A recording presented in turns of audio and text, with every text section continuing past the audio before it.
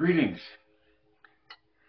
My name is Michael Miller. This is a Michael Miller trademark training video out to you because you're watching. Thank you. It's meant for Michael Miller Pilates licensed affiliates, the Core New Core, and anyone interested in surviving and thriving as a Pilates instructor or student. Just two things today, not much really.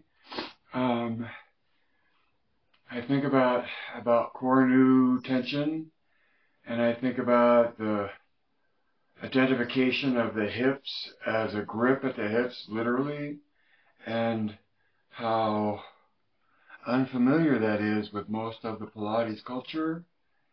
And I think how much there is to explore and learn about how to cue for core new cueing.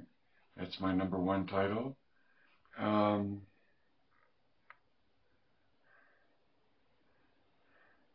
If you're clueless about core new, there's the cueing that you have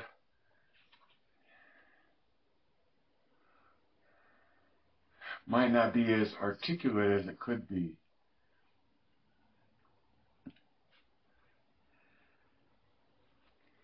And as odd as it seems, I just don't feel like getting into any of the specifics. But when you know about core new tension, you can cue, you can play Yoda and point your client to their own sensation and have them make a discernment about alignment, about grip,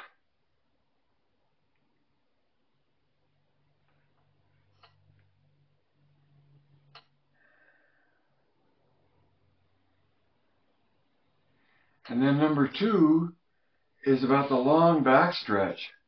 And I'm always such a critic of what I see other people doing in a long back stretch. And this is on the reformer, right? And the body is like this, and the heels are out like this, and when the elbows bend, the body goes down.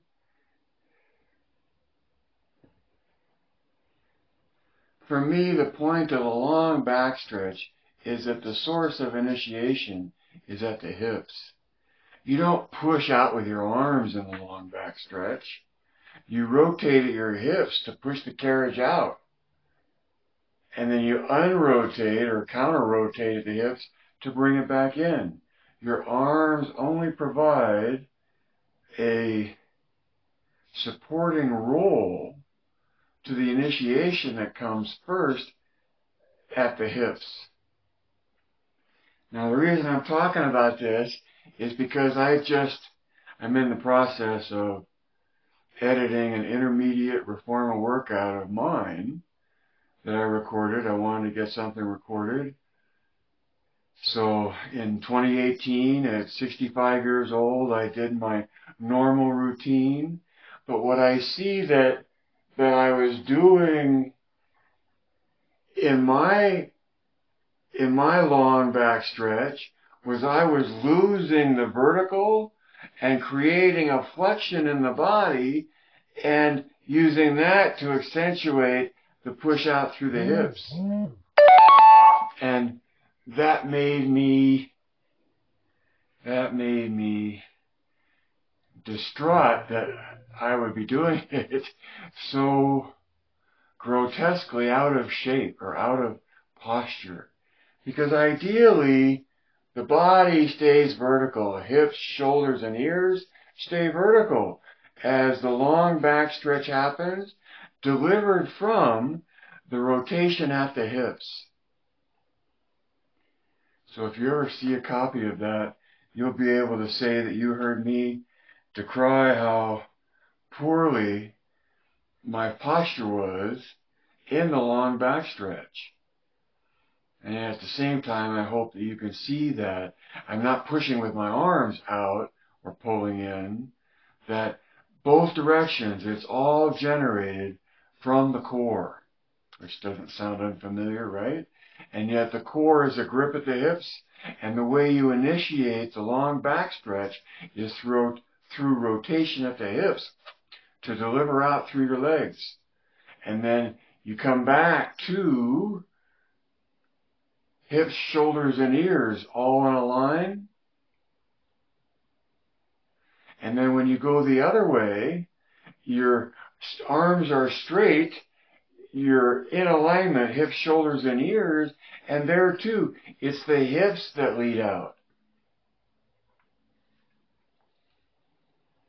If Pilates is about the core and is about coming from your core, then the long back stretch is definitely an exercise that allows you to articulate the source of initiation. So don't do it as I do it as I tell you. Or do understand the ideal that's involved, and look at Joel's old work as well, and see that the position of the body, and see how it's the hips that initiate the move.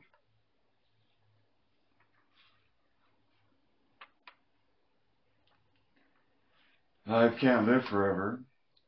Read between the lines and see behind the curtain and add two and two. Direct your thinking. Appreciate what you know.